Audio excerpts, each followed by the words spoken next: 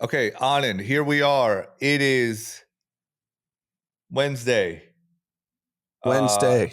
D's out, but we gotta, there's some stuff we gotta talk about. We were just sort of laughing at how absurd before we pressed record this new, thing in the news is where there was a congressional hearing with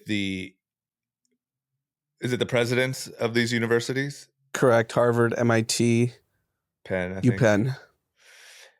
So which are institutions that are genuinely revered and which are institutions that disproportionately get the best jobs postgraduate? Yep. So best of the best. I think always. Let's just put big quotes on that. Well, sure. Yes, big quotes, huge quotes. Because I was just going to say, like, the thing that's so mind-blowing about this period that we're going through is like, this is where, coming up how I came up from Ohio, didn't even go to college, getting into business, always felt when I was younger, like inferior to these types. I don't anymore, and especially not in the last month. But I think that like it's the best of the best when it comes to minds in the country and in the world. And it's also the next set of leaders, the next set of CEOs, the next set of founders, the next set of inventors. Like it is the people that come out of these universities shape the trajectory of our country. So, and that could be the problem that society places so much value on these institutions because I've been for 6 years on this podcast saying higher education needs to be completely disrupted. And this is before any politics, free speech stuff, because I don't think because you went to MIT, UPenn, Harvard, just like you just opened, you thought you should feel inferior to them. Then once you got into business, you're like, I can go toe to toe with any one of these guys with these fancy degrees. Yep.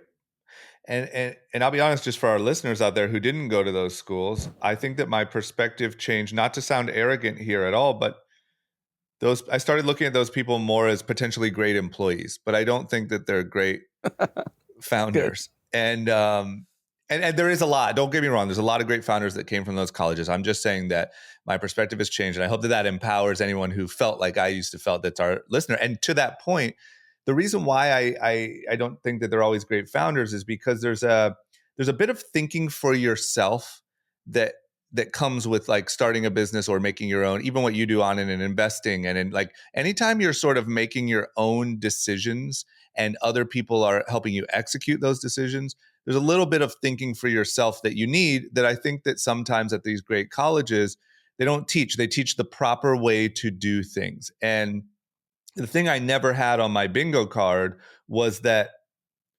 politically there would be such a strange moment where these colleges have these massive groups that are, pro-Palestine, which isn't as big of a scare as like some pro-Hamas, some pro-Intifada, some pro-genocide, some of the words they're saying.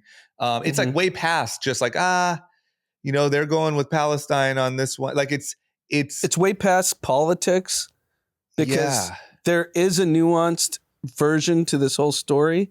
And we're not going to get into that because that's not what we do. But we do understand the obvious things, that calling for the genocide of a population is wrong, regardless of the population. No way to spin that one.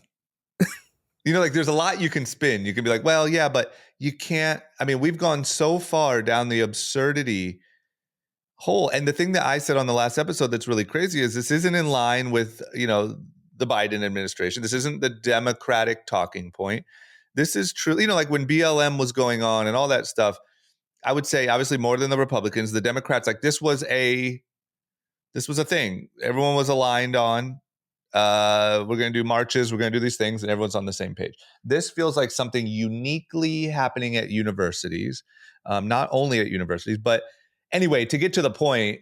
So the presidents of these universities were called into Congress for questioning essentially about anti-Semitism on campus and what their policies are.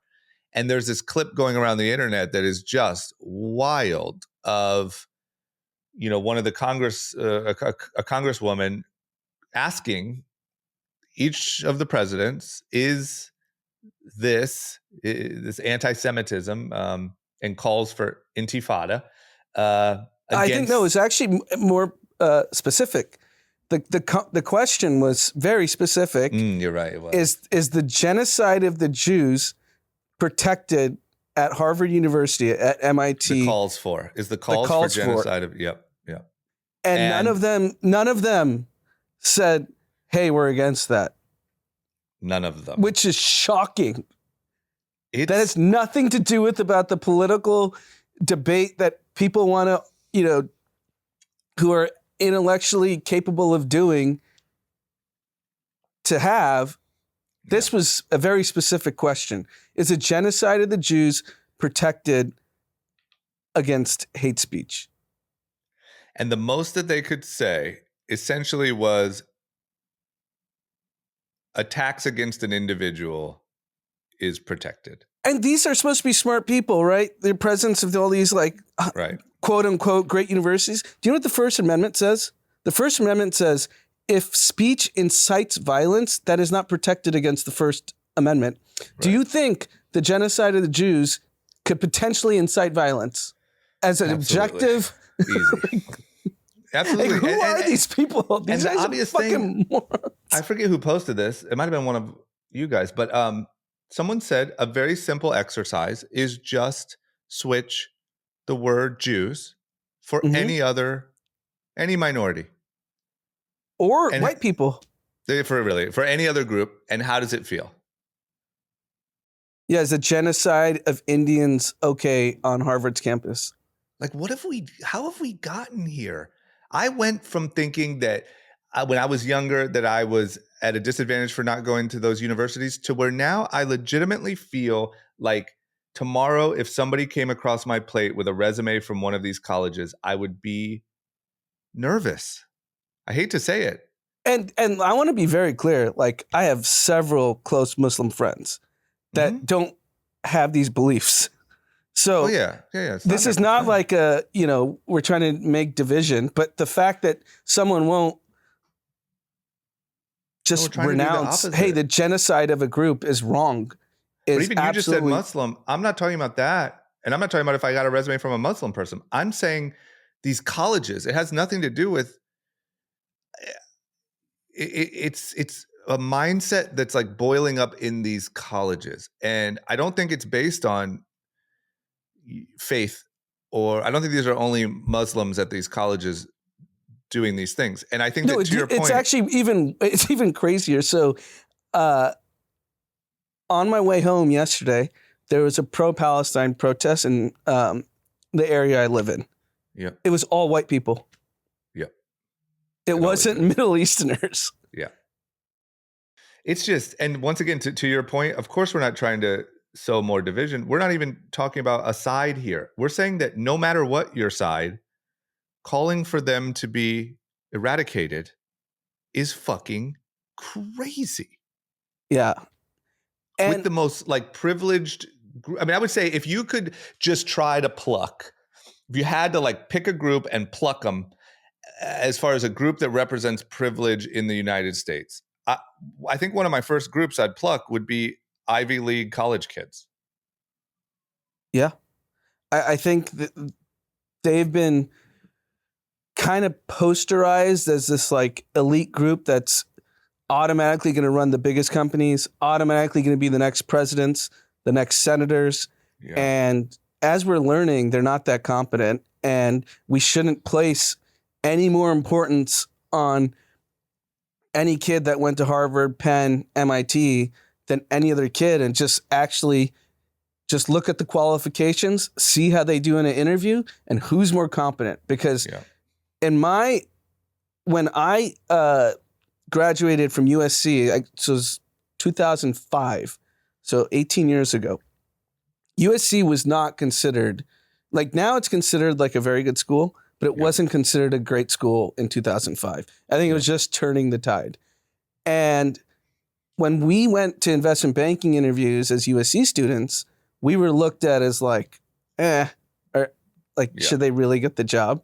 And it didn't even matter if we were able to answer all the analytical questions, able to answer like how to look at a balance sheet or a P&L sheet or a cash flow statement.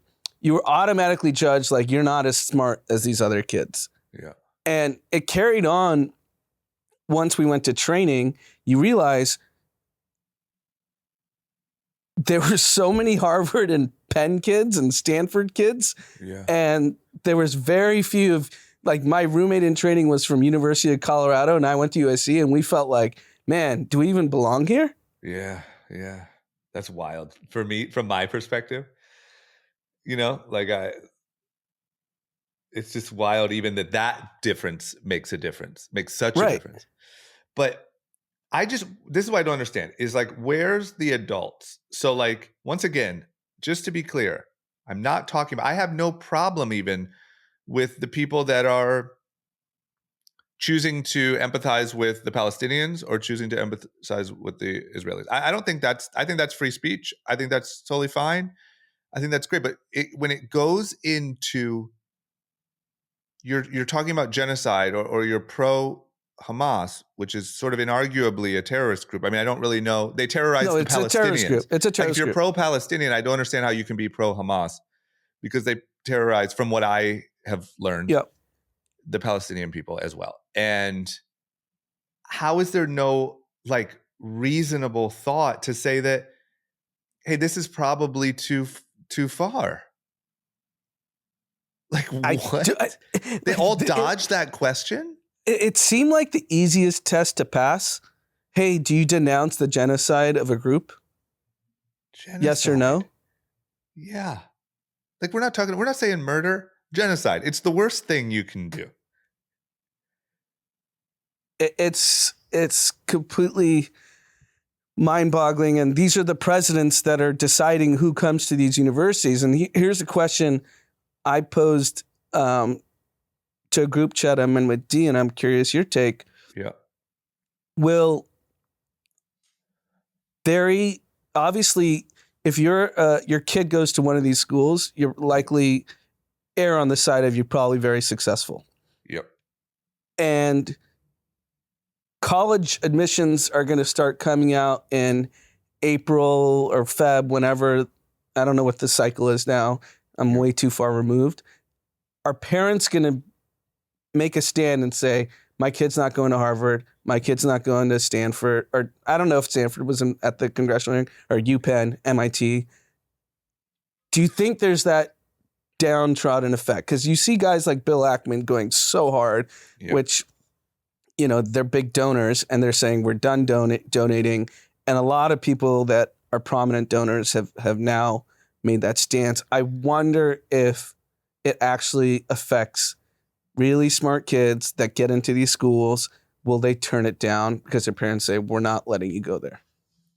I just have to for the sake of the conversation, I'm going to just confidently pick a side and say, I don't think it has a material impact, because I think that today there's not any other good options. And so if you're that person that has worked your whole life and one of your goals has been to send your kid to one of these schools, and now he or she is leaving to be a freshman, and you're faced with this problem, you don't have a good option too. And I think that a lot of people are just going to say, I hope they get it together.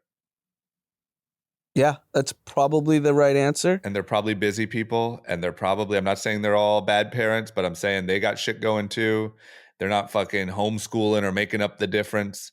And they're like, the last 10 years, my plan has been to send you to Penn, and you're fucking going to Penn, because but I do think it accelerates. I think college was already cracking. It was cracking from just a usefulness. Then it was cracking from like an expense. Then it was cracking from and I think this is a huge blow to what happens in 10 years. But I think that when faced with no other option, most people are going to just stick with their plan and hope things work out. Yeah. That's my guess. I mean, it's actually, so Peter Thiel, who's a controversial figure, he has some beliefs that are controversial by any accounts. Yep. He started the Thiel Fellow like over 10 years ago, where it's basically like, I'm going to give you money, start a business because you're going to learn more instead of college. Yep. And a lot of the Thiel Fellow alumni is kind of PayPal alumni-esque. Like they've built some pretty incredible businesses, and I think those things will increase. Yeah. And I think they'll increase a lot. I think we'll see a lot of new alternative attempts over the next couple of years as a result of this. And I think in 10 years, you'll see a big difference. But I don't think that if your kid is about to leave for school and you've already went and looked at it and I just think it's too easy. Like it's too hard to change your plans. Let me ask you a question. Mm-hmm. I would say the presidents of these universities, as hard as this is to say, I don't think that they're dumb people. No. I don't think that they are terrorists. So what is the case for allowing this to happen and dodging the responsibility that this isn't good? So someone tweeted, her name's Anu. She's a venture capitalist. I don't want to butcher her last name, even though she's Indian. I can't pronounce all Indian names. That's fair. Sorry. Yeah, you're allowed to say that. But she tweeted that, and she's like a very well-known venture capitalist. Like I've seen her on podcasts and Twitter, whatever. Yep. And she tweeted that she went to UPenn. She was extremely disappointed about the testimony. Yep. And she was running as an alumni, like helping run like the Indian group to bring more Indian awareness. And she had two speakers that she wanted to bring. Yeah. And they were told that it would upset donors if these two people speak. Yeah. And this is in 2007 and 2009. Yeah. And the two speakers are Prime Minister Modi, who is the Prime Minister of India, yep, and Mukesh Ambani, who's the richest guy in India. Yep. And they were told it would upset some donors to UPenn, so they can't come to speak. So her point was, I'm not surprised, follow the money. So yeah. Because I think that would be my conclusion too, which is kind of what you're saying, is like these organizations, their actual goal or incentive is not to have the smartest kids come out of there and get the best jobs. It's just to make the most money. Yeah. And so whatever they're doing, the perception of success has to be there. They can't, teach you how to jump rope and send you on your way, but like their incentives aren't truly the success of their students. I saw someone tweet that in the last 15 years, Harvard has increased their endowment by $30 billion, but has not increased their enrollment. Yeah. So it's just a tax-free asset manager. So if your endowment has increased $30 billion and you're tax-free, how is the government not saying educate more kids? Yeah.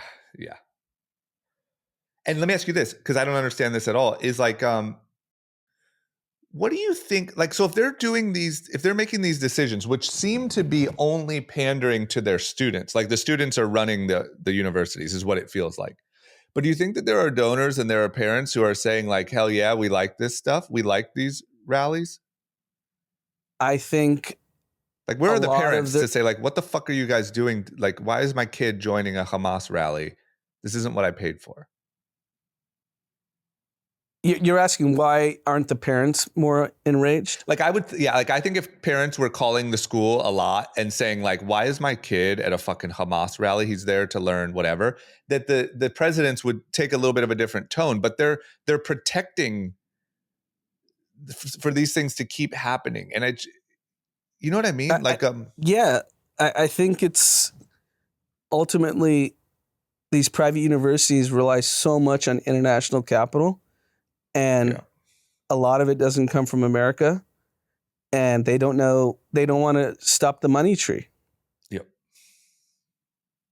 I think that's the simplest way, and they may get called on their bluff or not bluff, called on this nonsense in the coming days. So Harvard actually, from their original or their official Twitter account, finally denounced, like, we don't support the genocide of Jews. Great.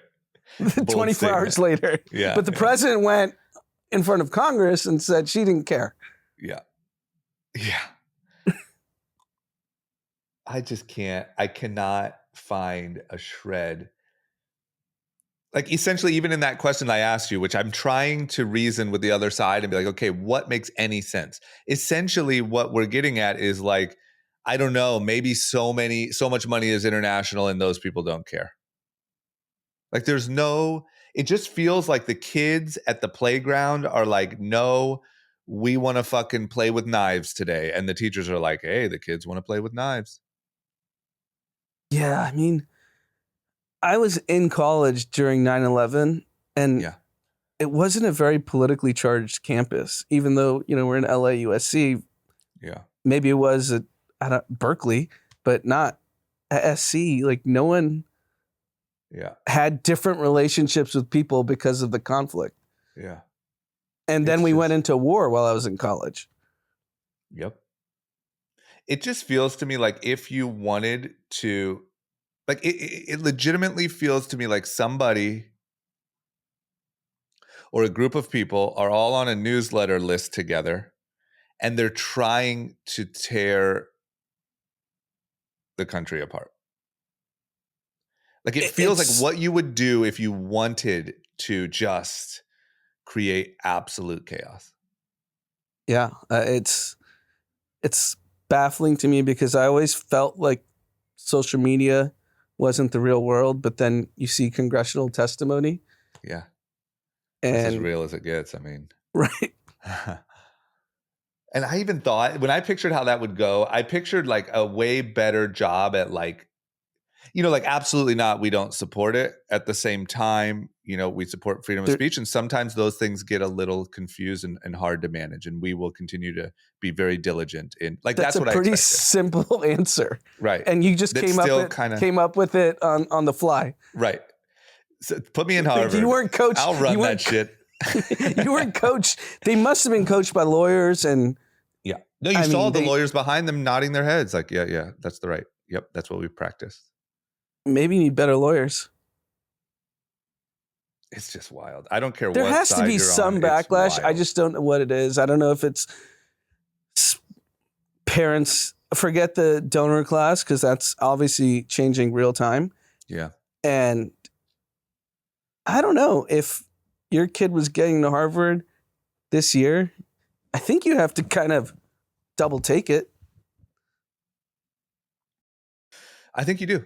And I think that the damage is long-term. I think that, like, when I'm having trouble thinking of a good example, but like when you look back at something that failed, there was always these little signs that were ignored, and I just feel like this is a big hit that over the long term, when one day we look and things are just totally different when it comes to the world of these colleges, I think that we'll look at like, yeah, because that was happening and nobody fucking did anything. Right. But I think it's hard. I think if you're planning what is it now? It's December. Kids go to school. When do kids like go off to school? Like July or something? August. Okay. So like that's creeping up and you have your year planned. You're a parent. It's your second kid going to college. You're like, I'm not fucking, what am I going to do? Restructure my whole life? This kid's going to Penn, God damn it. And I hope they figure it out. What's funny is there's a clip of Pat McAfee at the Georgia-Alabama SEC championship game.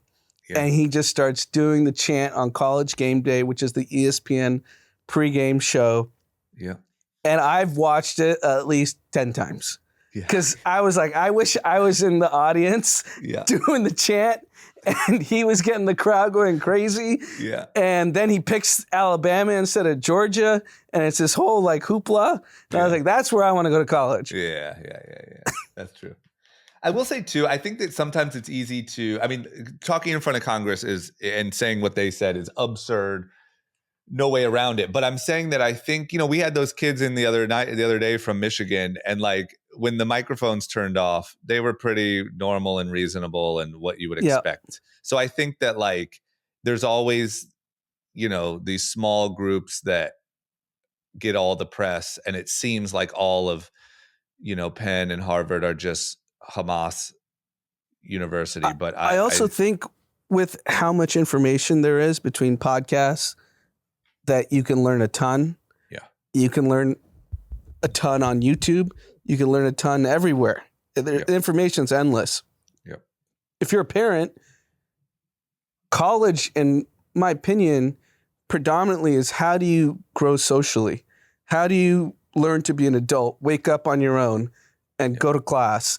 And it's less about the learning, more about becoming an adult so that in 4 years you can hold a job and you're okay with going to a job when no one's around to wake you up and, no one's around to tell you like, hey, you have to stay late to finish whatever assignment you're given at the job. Yeah. So if I'm a parent today, my kids are way too young to even like think about that. Yeah. That's how I would have that framework. Where are my kids socially going to be able to blossom? Because if you empower them with the tools and say, hey, it doesn't matter what you're learning in class, which is likely useless. Yeah. Here's like 10 podcasts. Here's like 10 YouTubes. Yeah. Please listen to them, gain your knowledge base, and go enjoy Pat McAfee. Yeah. Because it sounds to me like, from talking to those kids from Michigan, talking to you guys, it sounds to me like I agree that if there's one thing that I lost from not going to college that I think is valuable, it is exactly that. It's like going and sort of having this job type structure on your own. It's almost like a mini world. Like you have your own social circle. Where do you fall in that? You have your own responsibilities. Where do you fall in that? Your parents are no longer there. I think that you learn a lot from that. You make some potentially really great lifelong friends. I think there's something new happening in the last 5 years, which is you also learn like how the world works and your beliefs about victims or oppressors or capitalism, or like, I think that's a new added thing that I wouldn't want my kid to learn there. I'd want them to learn to wake up early and to make friends and whatever, but I wouldn't necessarily want them to just trust the like institution's narrative on oppressors and the oppressed. It's like you need a lot more research for that. Right. And I was on a run this morning and I was listening to Joe Rogan. He had the guy who is the big proponent of the carnivore diet. Yep. I don't know if you listened to it or not. I heard like the first 30 minutes. Yeah, same. And they were talking about how a study in the 1960s, like the sugar companies bribed Harvard research doctors to basically say, saturated fats are bad for you. Yeah. So go eat like cereal. Yep. And that's something you won't learn in college. Yep. And it's proven. And they have doctors on the show that when they're told this, they don't even know this existed. Yep. That's what scares me about what's happening here is, so that happened, right? And those doctors weren't paid a lot. They were paid like 50 grand or something. And it feels like that's what's happening in these colleges, Like it feels like someone's saying, hey, this is the narrative. Just don't look over here, and look at what happened. Now everyone in America's fat. It worked, like meaning like the outcome happened. And I just... And then to learn that the USDA and that has people from like Nabisco and all these companies that are just flooding the grocery markets with terrible processed foods. Yeah. That is what's approving or what's actually sending out the studies of what we're supposed to eat. Yeah. It's absurd. You know what else is crazy? Is that in 2003, let's say, one of the scariest things was when I learned that people were becoming radicalized and sympathizing with Al-Qaeda online.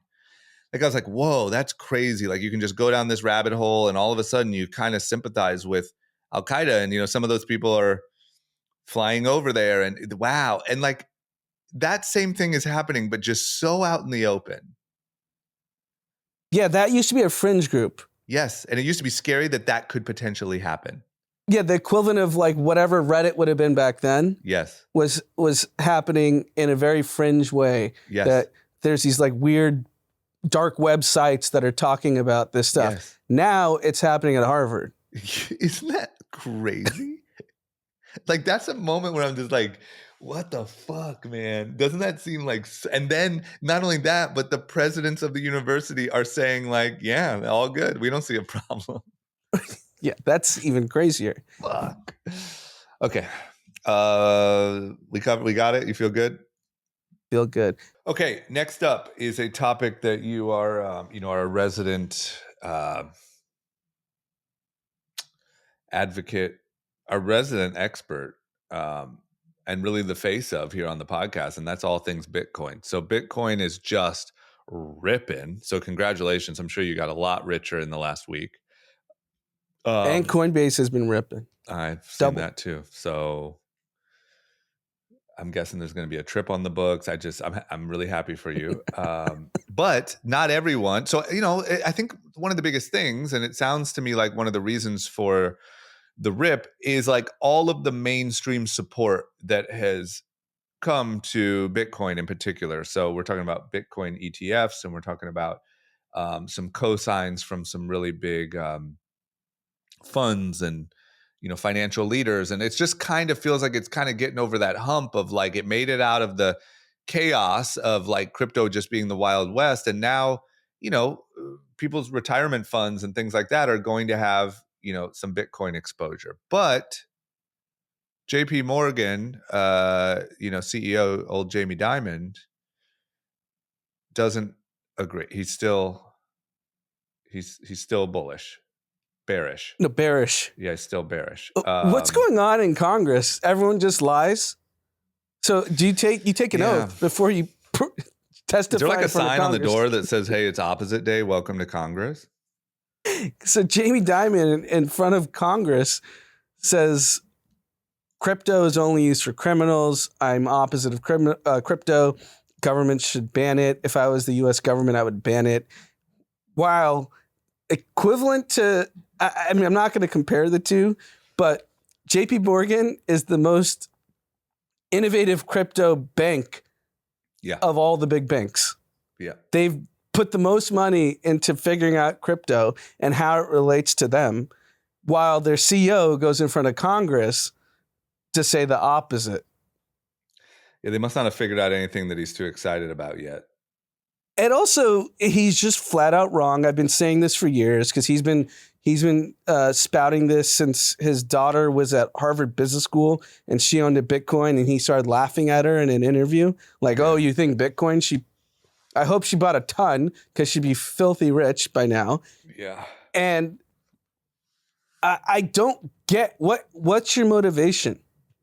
I think at this point, I think that where people stand on Bitcoin in particular really just says a lot about their current strategies and opportunities that they're taking advantage of. And I think if Jamie Dimon stumbled on something that they were excited about at JP Morgan, I think his whole tune would change. But even BlackRock, the CEO of BlackRock, Larry Fink, there's quotes that what he said in 2015 to 16 to 18 to 20 to 23. Now he's like, yeah, I got to have it. Yeah. Yeah. It doesn't, I'm not saying that like, hey, you either have to be the biggest champion or you're a loser. That's not what I'm saying. You can be pessimistic, but not to say that it's like the whole like criminal narrative is like a little outdated when you have ETFs and things. Yes, it's like and if they're all this is in people's retirement funds, it's you got to acknowledge at least reality that it has evolved. Yeah, I mean, I've said this on the podcast a million times. And even when Bitcoin was at like 28, 29K and BlackRock came out with the news, and I said, this is not financial advice, but there's only one way for Bitcoin to go. Yeah. Yeah, that was and it's call. up. You called that a good timing. It's just obvious. It's not even, I'm not pretending to be some smart guy. It's like, hey, a $9 trillion asset manager says this needs to be part of our portfolio. Yeah. And a $9 trillion asset manager, they're not going to buy $100 million. Yeah. They have to buy a meaningful amount. for it to matter, for them to publicly say it. Yeah. But that's what's absurd, is for that to happen and then to say the only true use case for it is criminals is And it's the just worst use of criminal activity because it's tracked on chain. Yeah. There's a company called Chain Analysis that the FBI works with closely to follow nefarious crypto stuff. And there's a great meme on crypto Twitter of all the fallen criminals of crypto. So SBF, Do Kwon, CZ, and they get them eventually. It just takes time. Yeah. And do you know you wanna know what's the what best happened? is cash. So cash is way better. So do you know the reason why Binance got in trouble and why CZ is going to jail? Yeah. He's going on trial in February. They've taken his passport. He can't leave the United States. Why? They found out that Binance was facilitating money to Hamas, to Iran, to North Korea, to U.S. sanctioned governments that you're not allowed to trade with. Mm-hmm. And you were operating in the U.S. So your U.S. entity was facilitating those transactions. And do you know how much easier it is to fund Iran and Hamas and North Korea? You walk in with the duffel bag. Yeah, for real. That's or like $100 million worth of gold. We would not have found this out if it wasn't on chain. That's why the thing that takes me a little bit down like conspiracy lane, just a tad bit, is like there's a reason why the government is looking into like a government crypto. The reason why is because it would be a dream scenario to be able to have eyes on everyone's transactions. Yes. So to say then that the same technology, the only use case is criminals, as if it's a dark web thing of people buying fucking meth on the whatever railroad. It's just so, it's like, hey, that's a very outdated perspective. You know, and what if it's I only can true do? use cases for criminals, then why would the government be looking into how to make their own? Sure, it's a 100% fair point, and I know everyone's terrified that the government will do that. But the funny thing is, if I have to send money globally via crypto, I can do it, and it's tracked. If I have to pay, in an imaginary scenario, I have a bookie that I may owe gambling debts to. Yeah, I have to pay cash. Yeah, all day. That's today's use case for Anand. If he were to be gambling using bookies, but he's not, but just in case. Yes. It's just, I think that if you looked at like it could be as simple as like if you looked at the amount of money that JP Morgan would lose in like transaction fees and wires and I don't know, like it's just like, it just doesn't serve JP Morgan in the current business model. And so you're going to use an outdated critique. And this is the same firm, Jamie Dimon's JP Morgan, that had to write a $75 million speeding ticket for facilitating Jeffrey Epstein. Yeah. While they knew he was a child molester / underage sex trafficker. Yeah, God damn it. What a weird world we live in. So that's okay, Jamie. But crypto that's completely tracked, Jamie. For criminals. It's for criminals. But you can facilitate Jeffrey Epstein. This guy's the... Oh, God. It just frustrates me. I know. I get it. Okay, let's move on then. Let's move on to something that won't frustrate you. Actually, is great news for you. I think it's, well-deserved, and it's another one of your people winning big this year. And that is Taylor Swift is Time's 2023 Person of the Year. Well-deserved, Taylor. Well-deserved. Did you read the article? No. I highly recommend it. Really? It's fantastic. Okay, I'll read it. Give me some highlights for the listeners. It's a great read. I think the writer did a fantastic job. I have no idea who wrote it, but whoever the writer is, props to you. They open up the article with the story of her getting a gig to open up for, I'm going to butcher it. Is it Kevin Chesney? Who is it? Kenny. Who's the big country?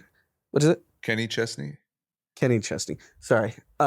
opening up for Kenny Chesney, and she was super pumped. I think she was 17 years old. Mm-hmm. Her career was just starting. She comes home, and her mom's weeping at the door, and she's taken off the tour because of a liquor company that became sponsor, and she wasn't of age, so they couldn't have her on. Oh my gosh. And Kenny Chesney, and she's devastated. Kenny Chesney writes her a check, and they don't say the amount, but it was a life-changing check to basically fund the start of her ascent, her career, to be able to tour on her own and to be able to pay her band. And that's how the article opens, goes through all the trials and tribulations, which, her career's, in all honesty, has been like kind of just a real ascent, with just people kind of shitting on her publicly because of who she dates and whatnot. But she goes after Kim Kardashian, which, if you go on TikTok, the Swifties are not happy with Kim Kardashian. Yeah, they're not. That's the highlight of the article from kind of the juicy stuff. Yeah. I don't know if you saw what she said. I can explain it. Don't know. Explain it. So the doctored phone call with Kim and Kanye that she approved for that lyric that everyone knows, and how that phone call came out. She calls it illegally recorded. She calls it doctored, which we know it's doctored. Yeah. And she went into a dark hole, thought her career was over, moved to some country, and didn't leave her house for a year. Yeah. And the Swifties aren't happy now. Yeah, I like that. And Dave Portnoy, who's the biggest Swiftie from the male perspective that's famous, has been going hard on Kim. Like on today? Twitter. Yeah. You go check his Twitter feed. I got to tune in. Okay. And I love it. I wonder do you think the Swifties have an impact on Kim's profile as a super famous person? Yeah. And an ability to sell product, which she obviously has done a great job of. Yeah, I think to be honest with you, I think it's similar to what I was saying about what's going on in the colleges. I think today, does Skims fall off a cliff? Does her followers? No. But I do think that if you're, the Kim, all things Kim brand manager, I think it's a hit that you got to pay attention to, because a few of those are some people piling on, and long term it could be really bad. Yeah. I don't think Kim K is one blow endable, but I think who's the biggest group of fans that exist in the world? I think it's probably the Swifties today.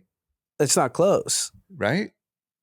No, they were saying in Glendale, Arizona, which is where the Super Bowl was this year, in 2023, February, Phoenix, effectively, that the Taylor Swift concert generated more revenue for the area of Phoenix than the Super Bowl. Yeah, that's absurd. Absurd. I can't even wrap my head around that, because the Super Bowl is like nonstop parties and and all restaurants were slammed. Tough to get reservations, but it was busier and more lucrative for the community of Phoenix. Yeah, for Taylor to be in town. Yeah, it's not good. It's not a good. I'm sure that there's some meetings happening over at the Kardashian household. Yeah, and she went pretty hard. I got to read it. Okay, I'll read it after this. I'm fascinated by the whole thing. I'm just fascinated by, with any brand or anything, like how it becomes that massive. It's just wild. Next up is office occupancy. So this has been like one of the most common topics really that we've talked about when it comes to like work from home or not work from home. Like, it started in 2020 really. But I think that the big question was like how people are going to return to offices. And we started to see some news of like, obviously Elon's been pretty heavy handed with his rules about needing to be there, pretty outspoken. I think there was, Apple said like 3 days a week or something is mandatory. And I think they got quite a bit of pushback. So there's been kind of, these different perspectives, different approaches. I think some more successful than others.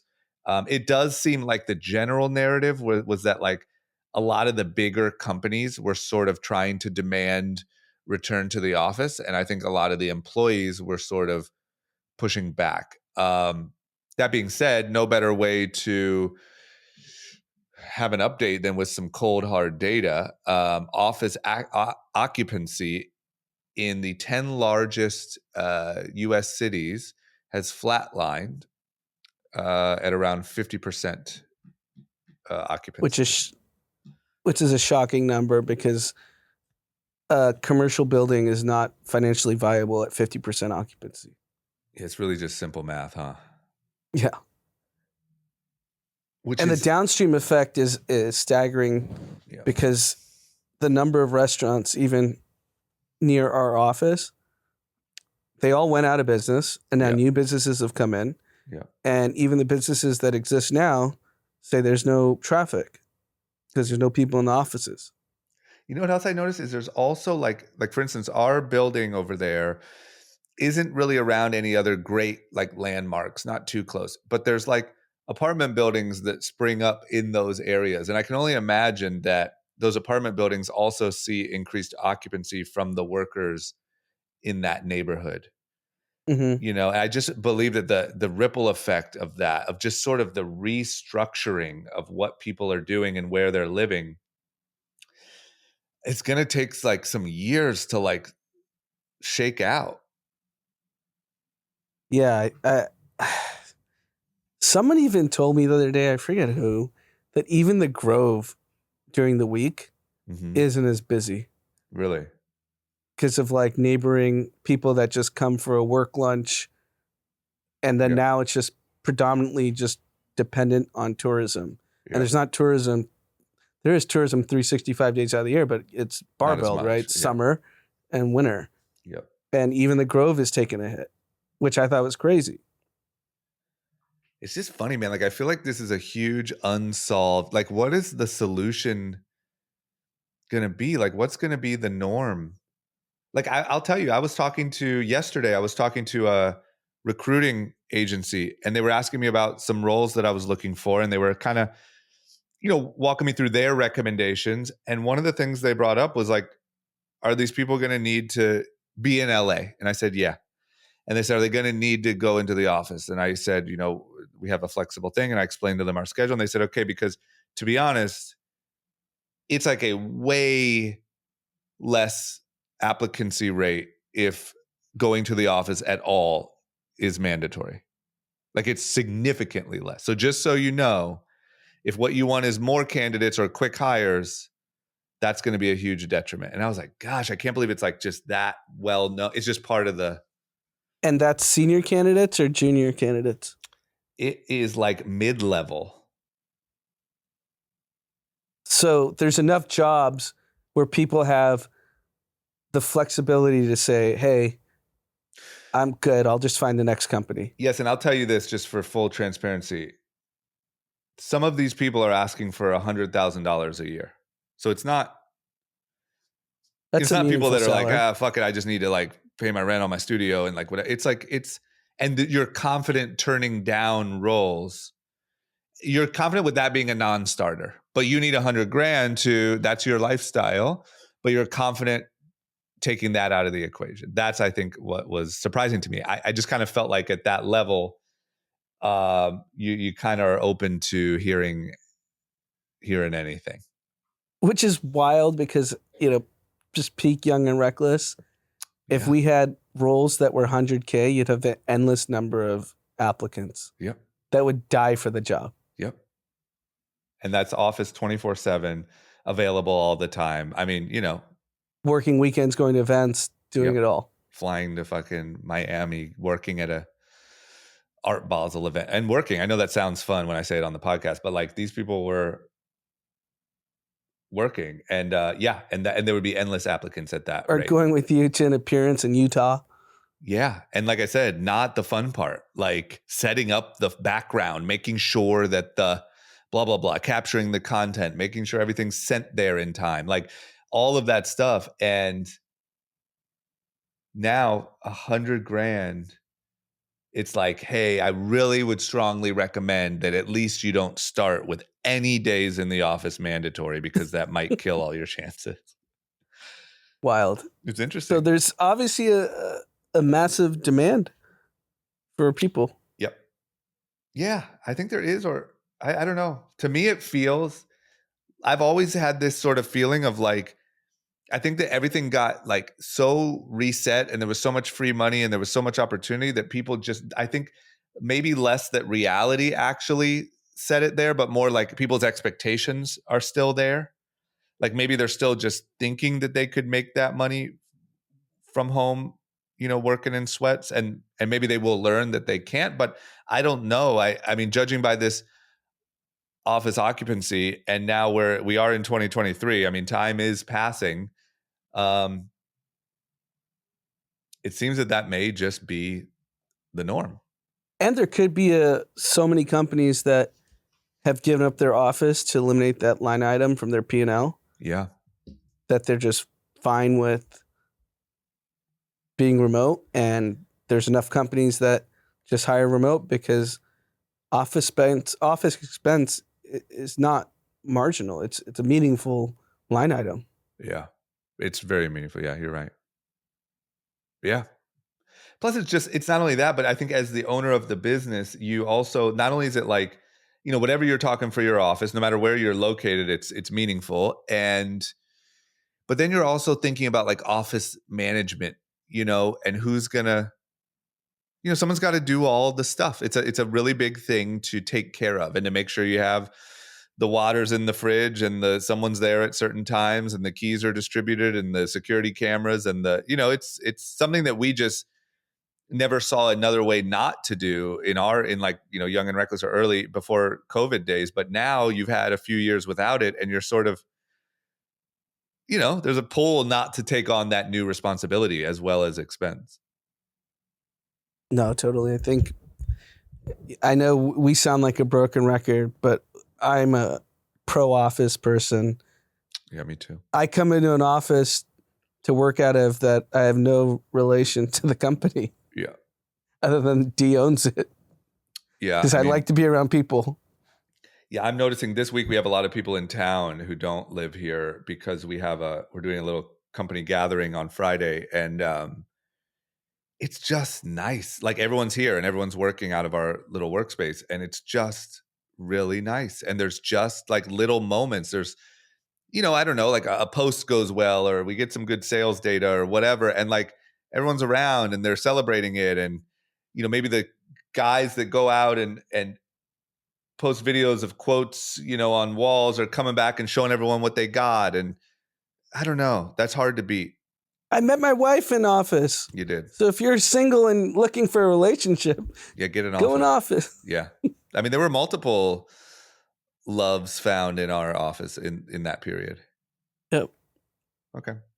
Well, we'll see what happens. But as of right now, not looking good. And I think that unfortunately, regardless, there's going to be a like reckoning moment. You can't sustain this math for very long. So either way, I think if you're sitting around somehow placing a bet on like occupancy is going to return to healthy and things are going to go back to pre-COVID normal, I think that's probably a bad bet. No matter what happens, there's some sort of re-leveling that needs to happen.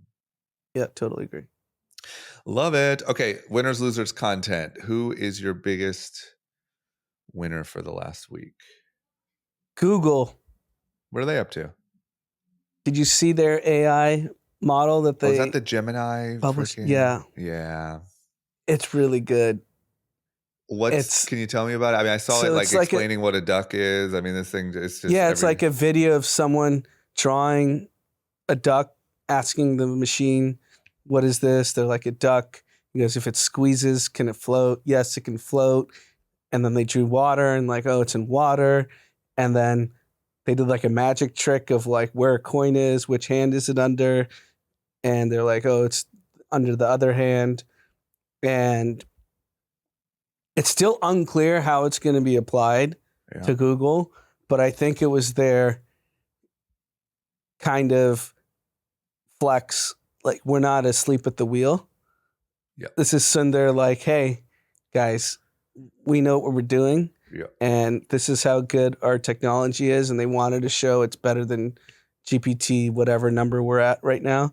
Yeah. And there's this huge, from all of tech Twitter, like Google's back, Google's back. It's funny how like a $2 trillion company is back. Like, I don't know if they went anywhere. With like a hot, like TikTok hot video. Yeah. You know, because like obviously there's something there, but like that video could, just for sake of conversation, it could be completely fake. Sure. You know, like there's no like tangible, like life-changing thing released. Yes. And I think people are now energized about Google. 2 weeks ago, people were talking about firing Sundar.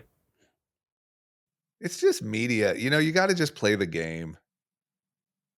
Yeah, but there's a lot of enthusiasm around Google now, because now everyone's like, what are they really up to if they can put out this video? My winner is Coinbase. You mentioned it earlier. They're just on fire. And I think that my biggest thing that I want to shout out as a winner, I think you've been very outspoken about this on him, but like, I think Brian Armstrong did two, among many others, but two really, really, really difficult judgment call things. One was playing 100% by the book, not only playing by the book, but kind of asking for a book, asking for rules, asking for regulation, and played by the book when all of his competitors were like all over the news and being talked about with how great they were doing. And he just knew that it was shady, and that would just be so hard to stay by the book. Because entrepreneurs are competitive. We want to win. We want to be the one that everyone's talking about. And to stay on the straight and narrow while that was all happening now has paid dividends. And and then the other thing was he was very outspoken about politics within the company and things like that. He's done some really hard things like judgment calls and placing long-term bets for probably short-term discomfort, and long way still to go, but man, they're just getting rewarded recently, and so are you, and once again, I'm happy for you. And if you go anywhere like really fun and tropical, just shoot me an invite. I don't have kids, I could join. But I think the other thing to note is Brian Armstrong could have left. He made enough money off how much Coinbase stock he owned and could have sold, how much crypto he probably owns. And this clearly is a personal mission to pursue crypto and to pursue it at a global scale, regulated by all major governments that they operate within. Yeah. And I think that's pretty admirable, because we've seen so many times when people have made enough money and times get a little tough. Yeah. They, take the chairman route and then they slowly just kind of disappear. Yeah. But he had to go through the fire of the stock being down 95% at one point. Yeah. And stay the road, stay the path, and still build, even though he financially had no incentive to. And I know longevity is like a big thing now that he's super into. He could have easily left to go do that. Yeah. And it's just super impressive, because you don't find that many founders and CEOs that have other interests that want to sit in the fire. Yeah. I think what he did is so important. Once again, it's something that we'll realize later, but I think that it dramatically helped the perception of crypto for the future of the world. Meaning, imagine if you took Coinbase out of the equation and all the rough waters that crypto has went through. Imagine just if it was, CZ and SBF and a couple smaller players, and it looks like the whole thing is just a fraud. I think that's 100% right. I think if it weren't for Coinbase, because they're the ones working with BlackRock, they're the ones working with sovereign government funds. Yeah. They're the ones working with Fidelity. If it weren't for them, Bitcoin would be worthless. Yeah. All of crypto would have tanked. Or it wouldn't be worthless, but it would be a fraction of what the potential could be. Yeah, I think the potential would be just like possibly gone. Because, once something goes, there's a chance it's gone. Like if people just turn on it and it's all scams and it's all people doing fraud, sometimes you can't come back from that. And at the end of the day, there's one thing that crypto needs to work, and that's belief. And that's the final straw. Yep. Okay, what about losers? You got any losers? Oh, obvious. Even though we talked about it, Jamie Dimon. Yeah. This is fair. my hi, Jamie. Hi, Jamie, if you're in the audience. GFY. Yeah. He's just so wrong. It's so obvious. And he's going to be wrong for the next 20, 30, 40, 50 years. And his whole narrative is bogus, especially when they were facilitating Epstein sex trafficking underage girls and paid a fine for it. Yeah.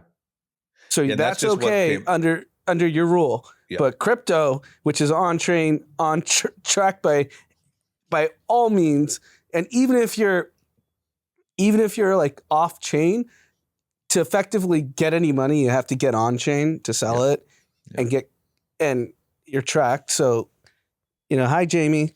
Hi Jamie. You're gonna get your meme. You're gonna get your Jamie Dimon in 2023, Jamie Dimon in 2025. You're gonna get that comparison headline meme, Yeah. My loser, I guess I'll go with OpenSea here since we're in crypto land. OpenSea, if you guys remember, we talked about it a lot in 2020, 2021. It was the platform where everyone was trading NFTs. And it was just like, blew up insanely fast. I forget, do you remember what peak valuation was? Like 12 billion something. Yeah, like something just absurd. Let's see. What was our so oh damn, 13 billion. So the last valuation, the kind of peak was 13 billion. That happened insanely fast. The current or last valuation was 750 million, down 94%. And look, I don't want to dance on the grave of OpenSea or be a jerk because they didn't do anything. They saw an opportunity. They wrote it. No harm. I think more the loser is like just how fast in this social media age we're able to like everyone just blow something out of proportion and NFTs and no, you don't get it. And do you got the Bored Ape? Do you got the blah, blah, blah? And like, it was just like a fucking hype insanity, but we're not talking about like a hot pair of shoes or whatever. We're talking about billions and billions and billions of dollars. And also a lot of regular people put meaningful money into these type of things and lost it, and then it's just gone. And I think there was a lot of predatory behavior during that time. I think there's a lot of influencer types that made a lot of money, and I think the whole thing was a bit of a clown show. And so, not to shit on OpenSea, they didn't do anything, but sign of the times. I'll give one counter to that. Sure. So Bitcoin has had 90% drawdowns on where it is today. Yep. So Bitcoin is cream of the crop. Yep. And you can argue in NFT land, what's cream of the crop? Yep. And there's plenty of shit coins, obviously, that will never come back. Yep. But in NFT land, same. They'll have shit NFTs that will never come back. Yep. And if certain NFT projects, and I'm not in that world, so I'm not going to speak on which is the NFT project that has the community. Yep. You could argue Bored Ape. You could argue, some others. There is a potential that, given the 90% drawdown a lot of these projects have had, there will be some cream of the crop that rises. That's my only counter. 100%. And I would even argue that's not a counter. That's just adding more nuance to my little rant, because to be clear, I don't think all NFTs are bullshit. I think that what was a clown show was when everyone was so clearly just trying to like grab a bunch of cash, or so clearly trying to like, look, how many ways can you flip the same image and call it art? Like, it's just not art. I understand the relevance of art on a blockchain. I actually get that. I don't know if it's for me, but I get it.